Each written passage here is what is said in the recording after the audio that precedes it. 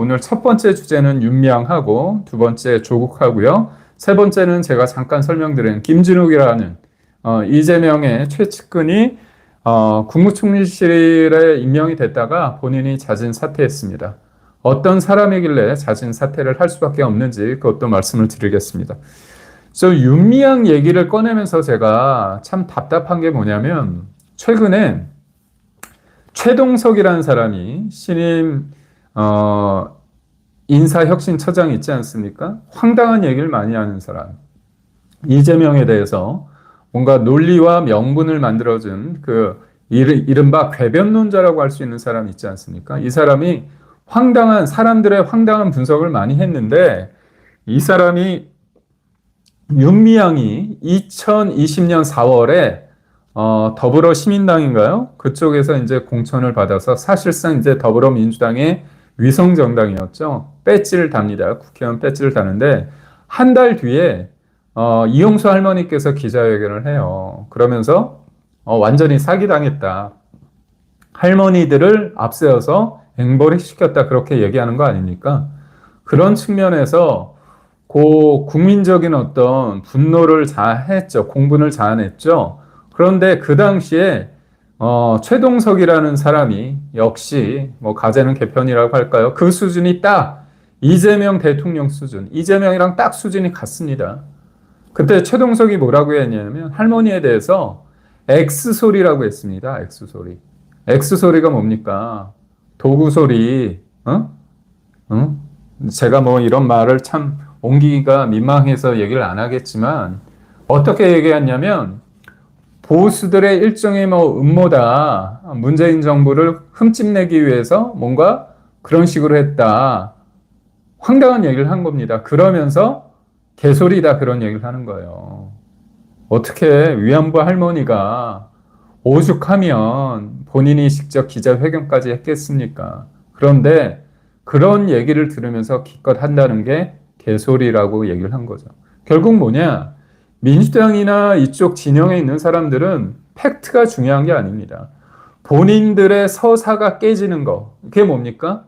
정의기억연대라고 하는 이쪽 사람들이 위안부 할머니들을 보호하고 반일 민족주의, 그러니까 반일 감정을 부추기는 데 있어서 최일선이잖아요. 위안부 할머니들을 어떻게 보면 정략적으로 이용한 거 아닙니까? 심지어 돈도 받아서 뒤로 본인들의 어떤 입속을 차리는 데 썼다는 거 아닙니까? 그런 문제에 대해서 위안부 할머니가 문제 제기를 했는데도 불구하고 이거는 옳고 그름의 문제가 아니라 본인들의 그 일본에 대한 반일 감정에 있어서 그때 재료로서 연료로 쓴 위안부 문제를 이 서사가 깨지면 안 되기 때문에 이 문제를 제기하는 사람이 비록 위안부 할머니라도 그 문제를 정작 위안부 할머니가 지적했더라도 그 사실이 중요한 게 아닌 겁니다. 이들 입장에서.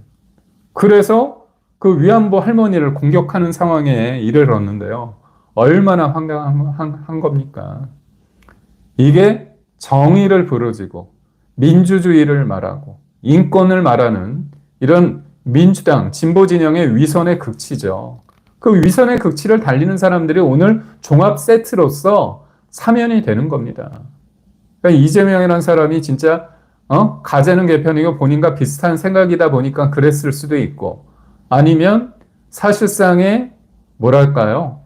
본인이 입장에서는 조국은 진짜 하기 싫을 것 같은데 조국도 해준 거 보면 일정 부분 지금 밀리고 있는 게 아닌가 그런 생각도 합니다. 생각해 봅니다. 결국 이재명의 레임덕이 본격적으로 시작된 거 아니냐 그런 얘기까지 나오고 있는데 그거는 차치하고 그거는 별도로 하고 윤미향이 어떤 그때 상황이었는지를 다시 한번 좀 말씀드리겠습니다. 이용수 위안부 피해 할머니가 2020년 5월에 이런 인터뷰를 합니다. 기자회견을 통해서 이렇게 말씀하십니다. 저는 30년 동안 제주 넘었습니다. 그 돈은 몇 사람이 받아먹었습니다. 이런 것도 모르고 무엇을 용서를 바랍니까? 할머니 입에서 30년 동안 제주 넘었습니다. 그러니까 제주는 곰이 넘고 돈은 왕서방이 챙긴다 그런 얘기가 있지 않습니까? 그러니까 위안부 할머니들의 그 슬픈 역사, 슬픈 아픔, 이 한, 응어리 이런 걸 가지고 돈벌이로 할머니들을 내몰았다는 거잖아요. 그런데 윤미향이 그때 뭐라고 얘기하느냐? 2020년 5월 이제 보니 제 개인 명의 계좌를 사용한 것이 잘못된 판단이었습니다. 인정을 해요. 그런데 최근 계좌 이체 내역을 일일이 다시 보니 허술한 부분이 있었다 그러면서 그냥 계좌 관리만 잘못했을 뿐이다 이런 식으로 퉁치고 뻔뻔하게 굽니다. 그런데 어떻게 됐습니까?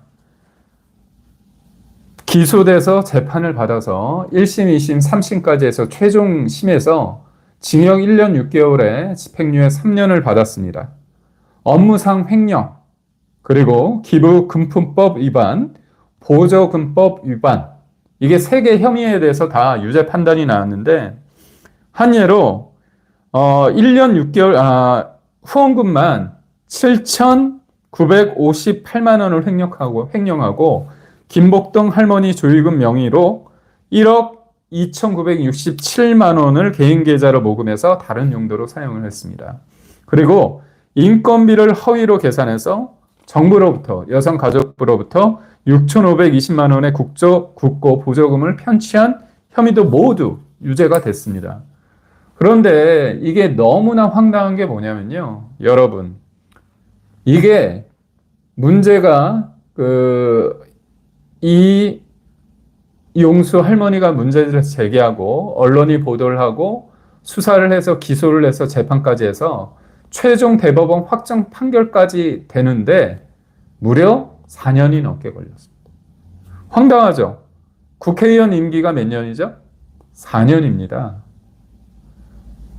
윤미향은 본인이 다른 것도 아니고 위안부 할머니를 위해서 일했다는 그런 황당한 그런 거짓, 그런 국민을 속이는 그런 행태를 통해서 떡하니 비례대표를 받고 정작 할머니 입장에서는 너무나 황당하니까 문제 제기를 했는데 그렇다면 기소도 빨리 이루어지고 재판도 빨리 이루어져서 정의가 무엇인지 재판부, 사법부의 준엄한 판단이 있어야 되는 거 아닙니까?